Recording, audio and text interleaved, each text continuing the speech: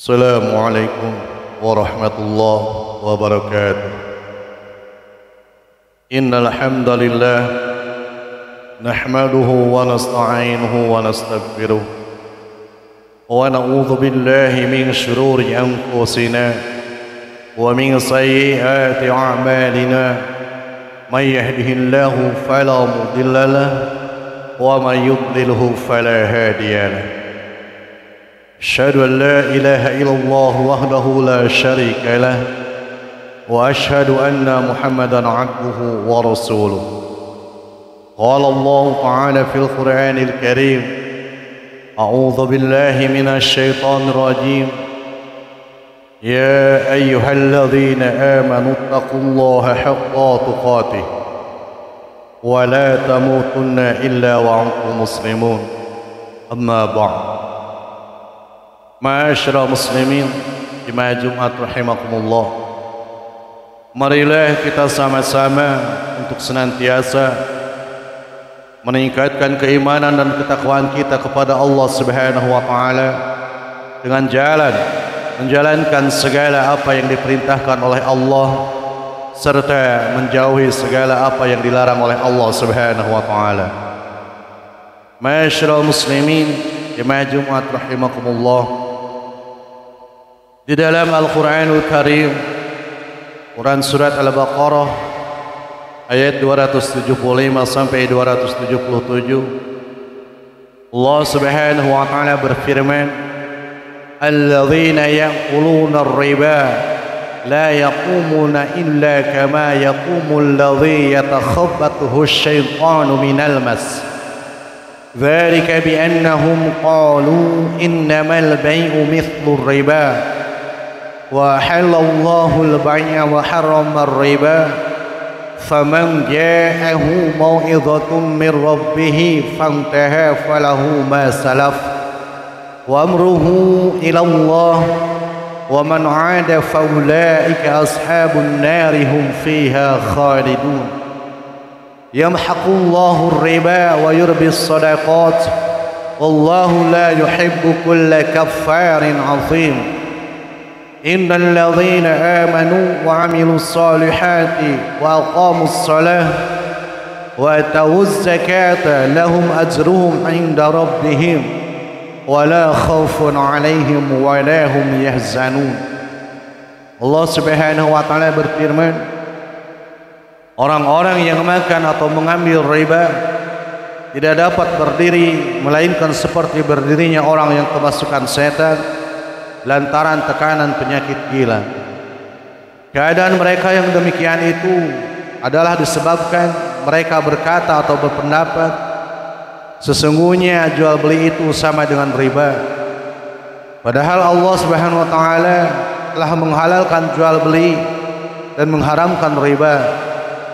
Orang-orang yang telah sampai kepadanya larangan dari Tuhannya lalu terus berhenti dari mengambil riba, maka baginya apa yang telah diambilnya dahulu sebelum datang larangan, dan urusannya terserah kepada Allah Subhanahu wa taala.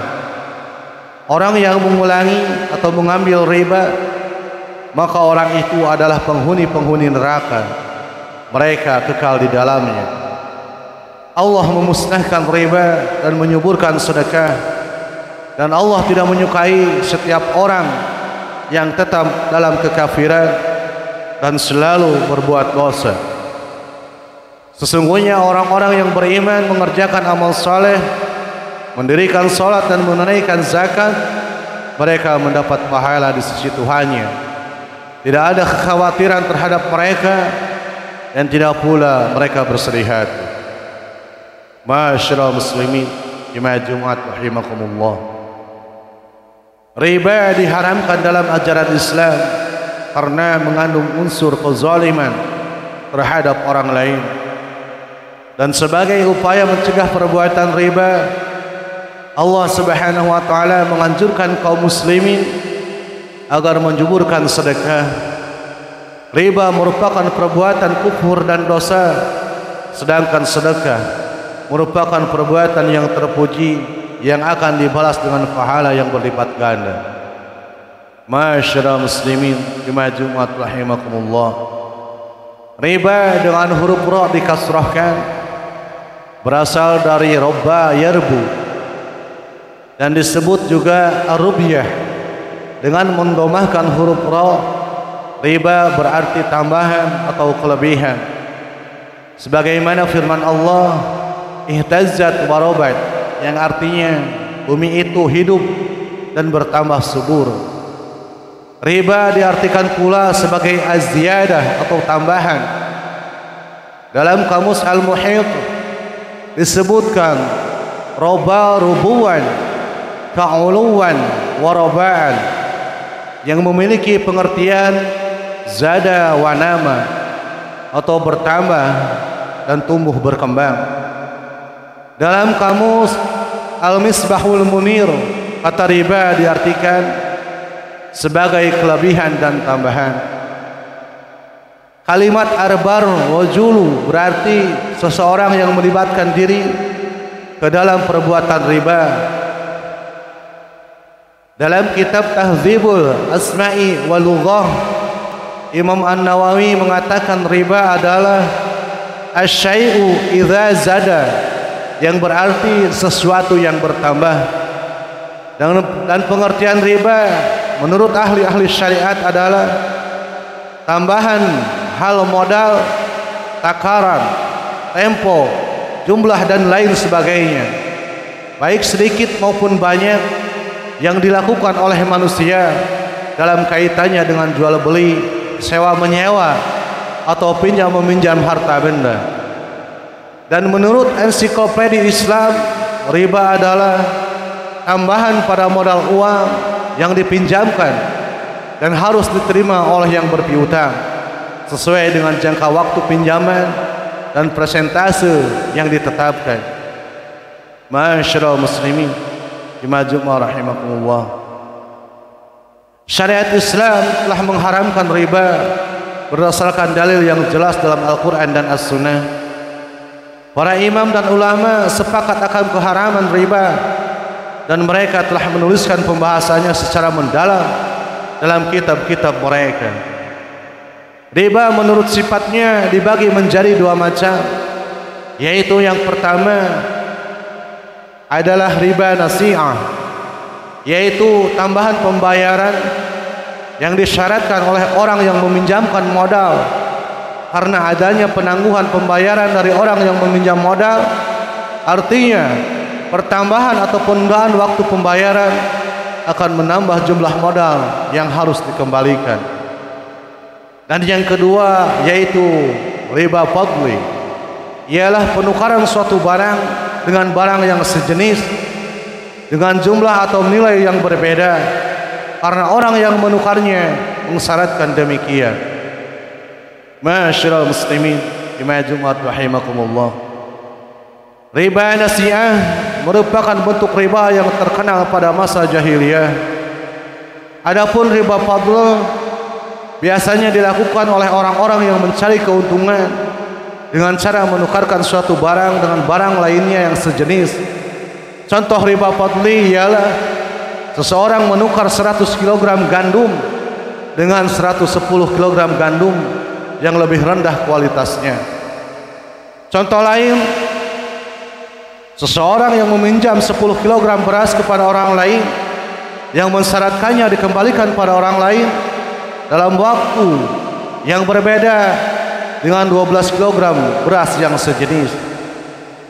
Dalam buku fikih sunnah dijelaskan bahwa pertukaran emas dengan emas atau gandum dengan gandum harus memenuhi dua syarat agar hukum pertukaran tersebut sah. Yang pertama yaitu persamaan dalam kualitas dan kuantitas tanpa memperhatikan baik atau jeleknya kualitas. Dalilnya adalah hadis riwayat Muslim yang menerangkan bahwa seseorang mendatangi Rasulullah SAW dengan membawa sedikit kurma. Kemudian Rasulullah SAW bersabda kepadanya, "Ma hadza tamru min tamrina?" Faqala ar-rajul, "Ya Rasulullah, bi'na tamrana sa'ain bisa'i min hadza." Faqala Rasulullah, "Hadza ar-riba farudduhu." thumma bi'u tamrana washtaru lana min hadha. Ini bukanlah kurma kita. Orang tersebut berkata, wahai Rasulullah, kami jual kurma kami sebanyak 2 sa' dengan 1 sa'. Rasulullah SAW bersabda, yang demikian itu riba, kembalikanlah, kemudian jualah kurma kita, dengan setelah itu belilah untuk kita dari jenis ini. Hadis riwayat Muslim. Yang kedua yaitu persyaratannya tidak boleh menangguhkan salah satu barang yang hendak ditukar. Bahkan pertukaran harus dilakukan secepat mungkin tanpa rentang waktu. Dalilnya sabda Rasulullah SAW, "Idza kana yadan biyad." Jika dari tangan ke tangan dibayar kontan. Hadis riwayat Abu Dawud. Para ulama telah sepakat bahwa kedua jenis riba di atas, yaitu riba nasi'ah dan riba fadli, adalah haram. Keharaman riba nasi'ah ditunjukkan oleh surat Al-Baqarah ayat 275 sampai 277 di atas. Sedangkan riba fadli diharamkan oleh sabda Rasulullah SAW dalam hadis, "Al-zahabu bil-zahab, wal-fiddatu bil-fiddah, wal-burru bil-burri, wasya'iru bil-sya'iru, wa-tamru bil-tamri, wal-milhu bil-milhi, mithlan bil-misli, yadan biyad. Faman zada aw istazada faqad arba. Al-akhidu wal-mu'ti fihi sawa'un." Emas dengan emas, perak dengan perak, gandum dengan gandum, sair sejenis gandum dengan sair, kurma dengan kurma, dan garam dengan garam harus sama jenis, sama banyak, dan dibayar kontan. Barang siapa yang menambahkan atau minta tambah, maka itu termasuk riba. Kedudukan yang mengambil dan memberi itu sama. Hadis riwayat Muslim. Ma'asyiral muslimin, jemaah rahimakumullah. Hadis ini jelas dengan tegas menunjukkan keharaman riba fadli. Golongan zahiri berpendapat bahwa barang-barang yang dapat terkena riba fadli itu hanya terdapat pada 6 jenis barang yang disebutkan dalam hadis itu saja, yaitu emas, perak, gandum, sair, kurma, dan garam. 6 jenis barang ini secara khusus disebutkan oleh Rasulullah SAW karena merupakan kebutuhan pokok dalam kehidupan masyarakat. Emas dan perak merupakan penentu nilai tukar mata uang. Sementara itu 4 jenis lainnya merupakan bahan-bahan pangan yang pokok bagi kehidupan manusia. Kesimpulannya, apabila terjadi praktek-praktek riba pada ke-6 jenis barang tersebut, maka akan terjadi kekacauan dalam urusan muamalah manusia. Barakallahu li wa lakum. Alhamdulillahilladzi arsala rasulahu bil huda wa dinil haq liyudhhirahu 'ala ad-din kullih wa kafa billahi shahida. Asyhadu an la ilaha illallah wahdahu la syarika lah wa asyhadu anna Muhammadan 'abduhu wa rasuluh. Qala Allah ta'ala fil Qur'anil Karim, a'udzu billahi minasy syaithanir rajim. Ya ayyuhalladzina amanu taqullaha haqqa tuqatih wa la tamutunna illa wa antum muslimun. Amma ba'd. Ma'asyiral muslimin, jemaah rahimakumullah. Allah Subhanahu wa taala telah menetapkan halalnya jual beli dan menetapkan haramnya riba. Tidaklah Allah menghalalkan atau mengharamkan sesuatu kecuali karena terdapat hikmah di dalamnya bagi manusia. Adapun hikmah diharamkannya riba, yaitu yang pertama, riba membuat orang enggan berusaha, karena dengan melakukan riba pendapatannya dapat dicukupkan dan risiko untuk merugi sangat kecil. Sementara itu, baik pihak yang meminjam, riba jelas-jelas sangat merugikan. Yang kedua, hikmahnya yaitu akan banyak kesempatan berusaha yang terlewatkan begitu saja karena terbuai oleh kenikmatan memakan harta riba. Yang ketiga, hikmahnya yaitu Riba dapat memutuskan silaturahmi dan hubungan baik di antara sesama manusia. Kebaikan hubungan menjadi tercemar karena diiringi dengan keharusan membayar lebih yang memudaratkan orang lain. Hikmah yang keempat yaitu perbuatan riba ubahnya seperti penjajahan dan penganiayaan terhadap orang yang ditimpa kesulitan. Perbuatan ini dapat melahirkan kebencian dan permusuhan.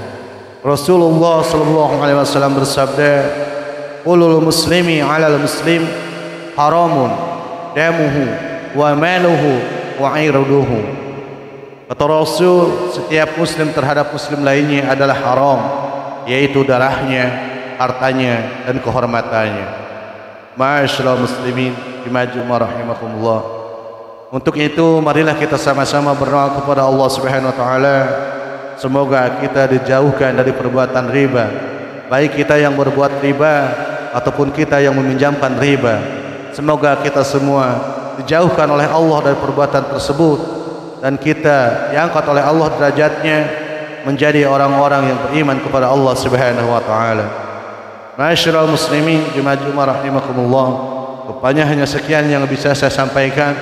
Mohon maaf apabila banyak kekurangan. Rabbana atina fid dunya hasanah wa fil akhirati hasanah wa qina adzaban nar. Aqulu qali hadza wa astaghfirullah li wa lakum. Assalamualaikum warahmatullahi wabarakatuh.